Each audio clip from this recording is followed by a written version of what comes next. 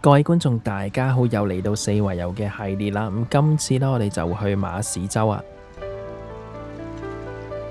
咁馬屎洲呢，就位於大埔嘅。咁我哋首先呢，就由大埔墟站呢，就搭20K 號小巴，咁啊去到總站落車嘅。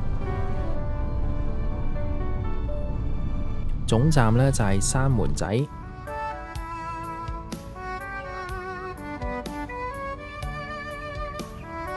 一落車之後呢，就會見到有個牌，咁啊寫住去馬屎洲。沿住呢條馬路行啦，咁我哋就會經過三門仔新村。如果覺得需要補充下啲嘢飲同嘢食嘅話啦，可以喺呢度先買。咁今日啦，我哋就先由三門仔嘅小巴站，然後經過一座好多墓地嘅山啦，行到去門樓頸。門樓頸呢，就係一個連島沙洲嚟嘅。之後啦，我哋就會開始我哋嘅環島之旅啊。我哋就會沿住右手邊嘅馬屎洲自然教育徑啦，行到去馬屎穴頭，然後呢，就離開呢條自然教育徑，一路裙邊啦，翻出去連島沙洲，最後呢，就沿路出返去小巴站，咁啊結束今次嘅行程嘅。咁今次嘅行程呢，就全長7公里，需時呢，就係4小時。難度嘅話呢，就係4粒星。繼續見到有啲指示牌指引住方向，望下後面呢，就係船灣避風塘。嚟到三門仔嘅兒童遊樂場之後呢，我哋就會開始上山。上山嘅入口呢，會見到有個潮汐嘅資料。咁我哋可以喺天文台嘅網站呢揾返潮汐嘅資訊。咁通常大埔滘0.5米以下呢，就最適合裙邊啦。咁我哋而家先由三門仔村啦，經過呢座充滿墓地嘅山啦，行到去連島沙洲，即係門樓頸。見到兩旁呢都有好多嘅墓地，咁我哋就唔打攪啲先人啦，繼續沿住一條非常之靚嘅路行。咁馬屎洲呢，就被譽為香港嘅戶外地質博物館，咁佢係香港聯合國教科文組織世界地質公園嘅重要部分嚟嘅。咁馬屎洲嘅岩石呢，主要係喺大約2.8億年前形成嘅沉積岩。咁因為好耐以前啦，馬屎洲一帶啦係一個淺海嚟嘅，咁泥沙一層層咁樣沉積，所以呢度嘅沉積岩呢，入面呢蘊藏咗好多遠古海洋生物嘅化石。例如珊瑚啦、海百合啦、雙殼類等等。望下右手邊啦，見到最遠處有好多樓嘅地方呢，就係馬鞍山。又望下左手邊呢，就係船灣海，有好多嘅漁船泊咗喺度。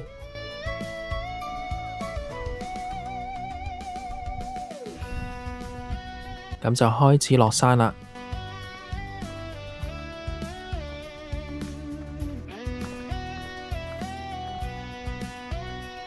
落到最底呢，就係連島沙洲，亦即係門樓頸。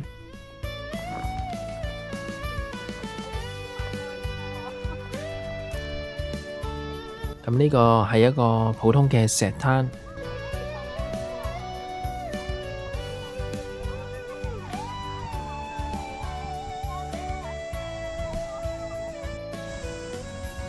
見到今日嘅海浪呢，都唔算特別大。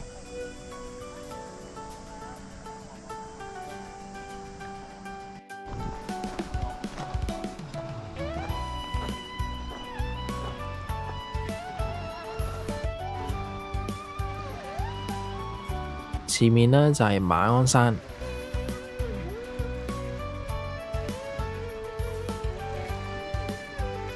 而另外一邊呢，就可以見到八仙嶺啦。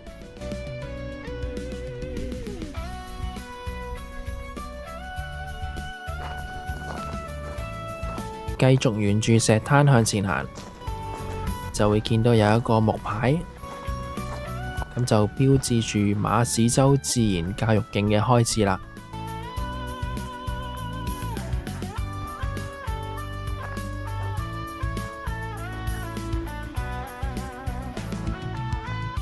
咁我哋先由連島沙洲啦，沿住自然教育徑行到去馬屎穴頭，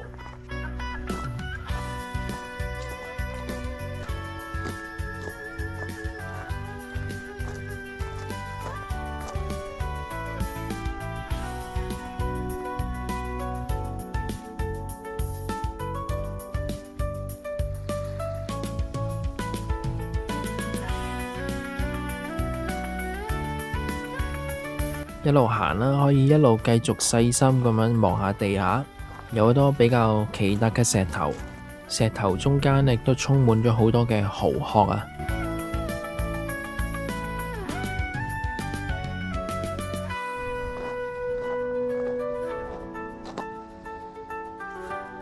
咁有陣時啦，未必需要靠住海邊行嘅，亦都可以行入面嘅山路。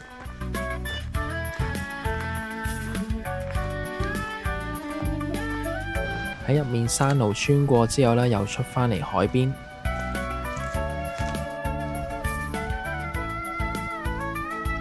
咁見到石頭嘅表面呢，有好多嘅橙紅色。咁通常呢，就係因為岩石入面呢，有好多嘅鐵質，經過長年累月受住風吹雨打同埋海水嘅浸泡，咁啊產生咗啲氧化作用，所以就染上咗一啲好似水彩咁嘅顏色啦。咁啊見到石頭嘅表面呢，有啲裂開嘅一嚿嚿，咁呢啲有啲似龜殼嘅格仔。咁地理學上呢，咁呢啲裂縫呢，就叫做節理啊。岩石嘅形成過程中呢，後來會因為一啲地殼板塊嘅擠壓，咁啊產生咗天然嘅裂紋。之後海水同埋雨水順住裂縫嘅侵蝕呢，就會令到裂紋呢更加明顯啊。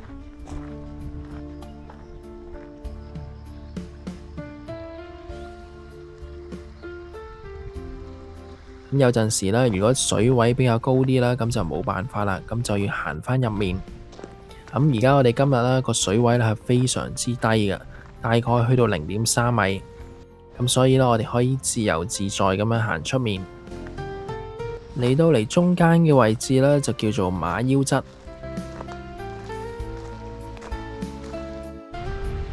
對面呢，好清晰咁樣見到馬鞍山。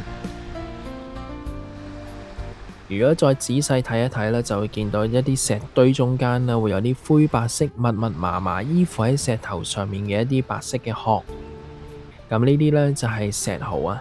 咁野生嘅蠔呢，就會分泌一啲黏性嘅物質啊，咁會將自己固定喺一啲堅硬嘅岩石表面，咁啊以免被海浪沖走。隨住時間嘅推移呢，佢哋就會一層層咁樣繁殖同埋生長，形成咗好似白色一嚿嚿密密麻麻咁樣集結喺石頭上面嘅現象。咁呢種情況呢，通常喺香港沿岸地區嘅石灘呢，都非常之常見嘅。欣賞完海景之後呢，就繼續向前行，經過咗一啲嘅雜草，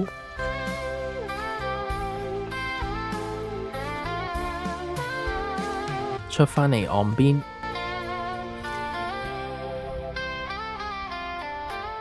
周不時呢亦都有啲海風呢拍打喺面上。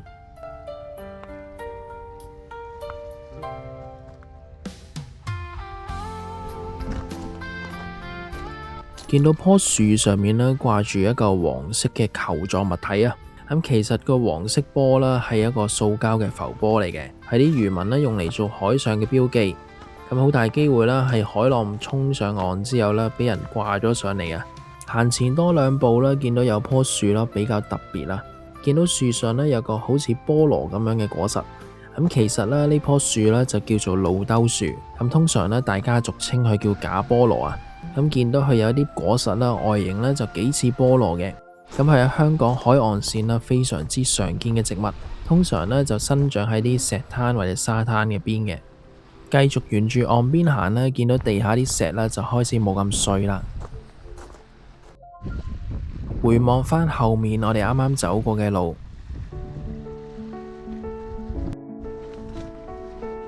再向前行呢，就嚟到馬屎穴頭啦，亦都係自然教育徑嘅盡頭。見到對面好近呢，就係船灣淡水湖嘅水壩。接下落嚟呢，就係困難嘅路段啦。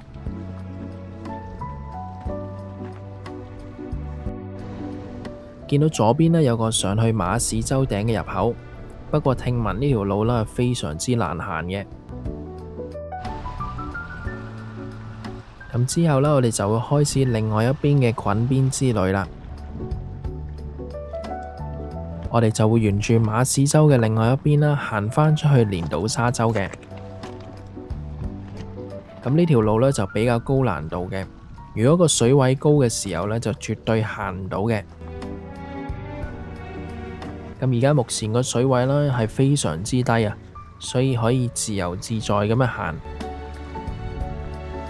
不過啦，地下啲石頭呢就比較濕啊。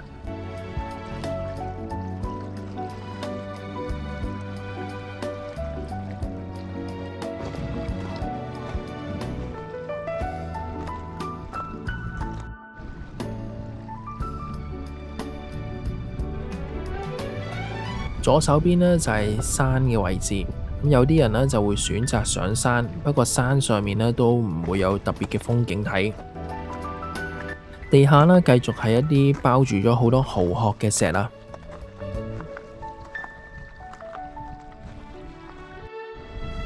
而對面呢就係八仙嶺，見到有好多人呢同我同一個方向撐緊艇。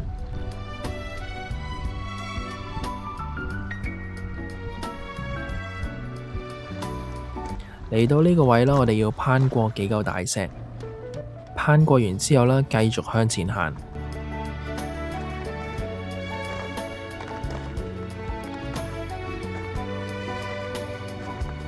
地下啦都係一樣，係繼續有好多蠔殼嘅石。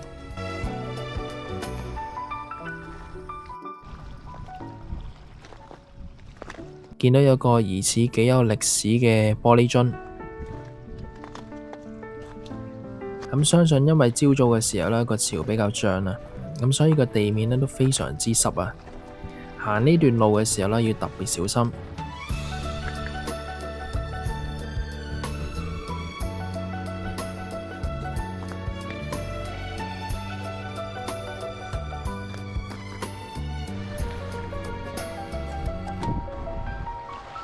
嚟到呢個位，前面冇路行，咁我哋唯有行左手邊嘅叢林。穿過一紮非常之茂密嘅樹枝之後呢，又出返嚟啦。我哋要行快啲，因為啲水位呢開始升高啦。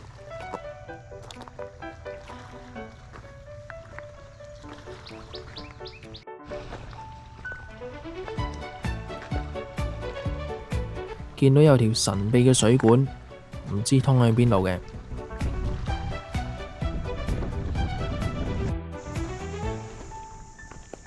見到前面呢非常之窄嘅水位，都冇辦法啦。我哋小心咁樣行過去，最好呢就着對防水嘅鞋。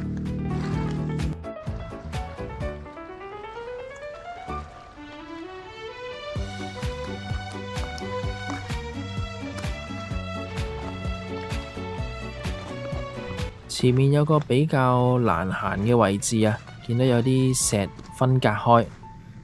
咁其實前面呢就係一啲泥地嚟嘅，一行落去呢就會成個人下沉嘅。小心咁樣，慢慢咁樣行，盡量平均自己每一個腳步嘅體重。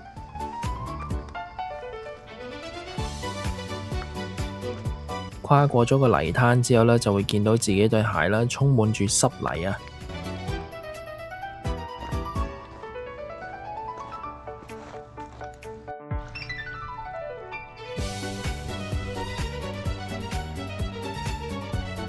聽到有啲人聲呢，差唔多啦，我哋就會去返出去連島沙洲啦。經過見到有幾隻船艇，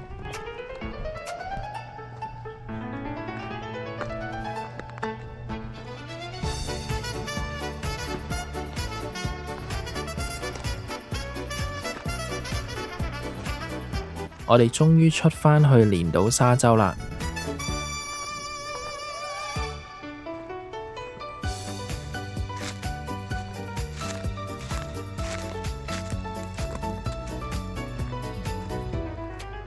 啱啱好兜咗一個圈，返出嚟自然教育徑嘅木牌。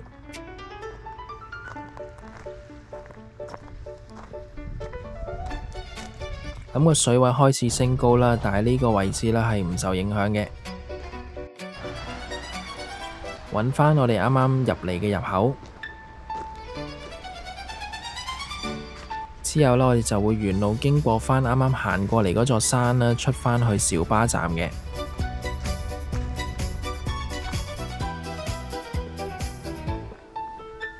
好快啦，我哋又返出嚟三門仔新村啦。沿住馬路行啦，我哋就會出返嚟三門仔嘅小巴站。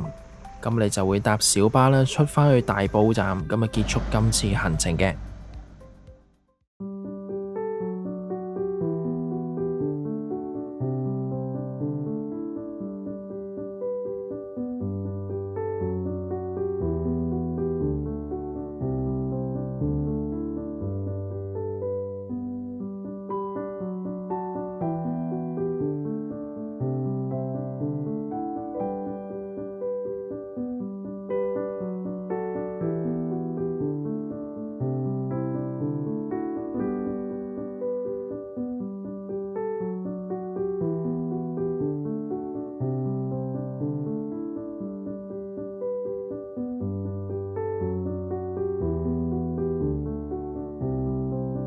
鍾意呢個四圍遊系列嘅話，記得撳返 like 同埋訂閱我嘅頻道，最緊要分享埋俾你朋友。咁我哋下次再見，拜拜。